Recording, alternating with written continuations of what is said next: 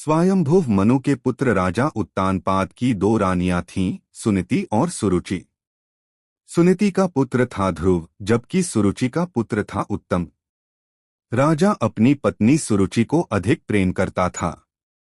एक दिन 5 वर्ष का ध्रुव खेलते खेलते अपने पिता की गोद में बैठने गया। तभी उसकी सौतेली माता सुरुचि ने क्रोध और अहंकार में कहा, अरे ध्रुव, तुम्हें राजा की गोद में बैठने का कोई अधिकार नहीं। यदि यह सुख चाहिए तो अगले जन्म में मेरे गर्भ से जन्म लो। यह कठोर अपमान सुनकर ध्रुव का हृदय बुरी तरह घायल हो गया। पिता भी मौन रहे। आंखों में आंसू लिए छोटा सा ध्रुव महल से बाहर चला आया। ध्रुव रोता हुआ अपनी मां सुनीति के पास पहुंचा। मां ने उसे प्यार से गले लगाया और पूछा, बेटा क्या हुआ? ध्रुव ने सारी बात बताई। सुनीति ने बड़े धैर्य से कहा, बेटा, दुख का कारण मनुष्य नहीं, भाग्य है। लेकिन यदि सच्चा सुख और सम्मान पाना है तो केवल भगवान विष्णु की शरण लो। वे ही सबके दुख हरते हैं और सबको ऊंचा स्थान देते हैं। मां की यह बात ध्रुव के हृदय में गहरी उतर गई। उसने ठान लिया, मैं भगवान को पाऊंगा और उनसे ऐसा राज्य मांगूंगा जिसे कोई छीन न सके। निर्भय होकर 5 वर्ष का बालक ध्रुव अकेला ही वन की ओर निकल पड़ा। वहां उसकी भेंट हुई देवर्षि नारद से।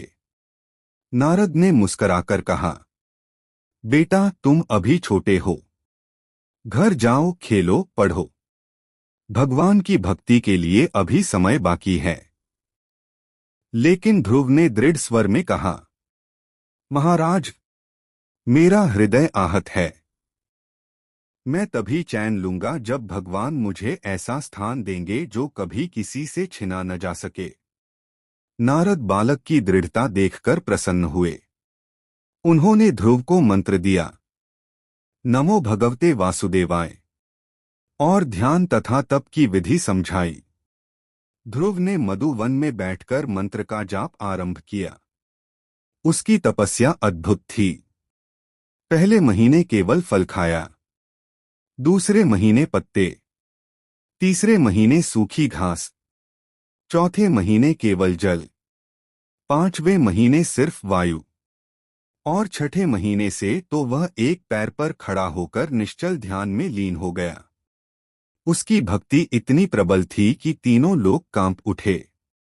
देवता चिंतित होकर भगवान विष्णु से प्रार्थना करने लगे।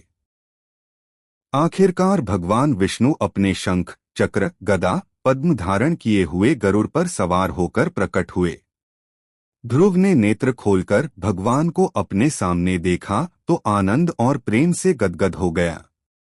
भगवान ने स्नेहपूर्वक उसे अपनी शंख मुद्रा से स्पर्श किया। तुरंत ही ध्रुव के हृदय से भक्ति, ज्ञान और स्तुति की वाणी फूट पड़ी। भगवान विष्णु ने प्रसन्न होकर कहा, वत्स ध्रुव, तुम्हें जो चाहिए वह मैं दूंगा। तुम मेरे ध्रुव पद को प्राप्त करोगे, ऐसा स्थान जो न सूर्य, न चंद्रमा, न काल भी हिला सके। यह सुनकर ध्रुव रो पड़ा। उसने कहा, प्रभु, मैं तो तिनके जैसा एक छोटा सा राज्य चाहता था, पर आपने तो मुझे अमर पद दे दिया। मुझे तो मणि मांगनी थी और आपने तो हीरा दे दिया। भगवान की कृपा से ध्रुव अपने घर लौटा। राजा उत्तानपाद ने उसे गले लगाकर स्नेह दिया। ध्रुव ने बाद में न्याय, धर्म और भक्ति के साथ राज्य किया और मृत्यु के बाद ध्रुवलोक ध्रुव तारा को प्राप्त हुआ, जो सदा आकाश में अटल रहता है। भक्ति और दृढ़ संकल्प से असंभव भी संभव हो जाता है। कथा अच्छी लगी हो तो लाइक सब्सक्राइब अवश्य कर ले। धन्यवाद।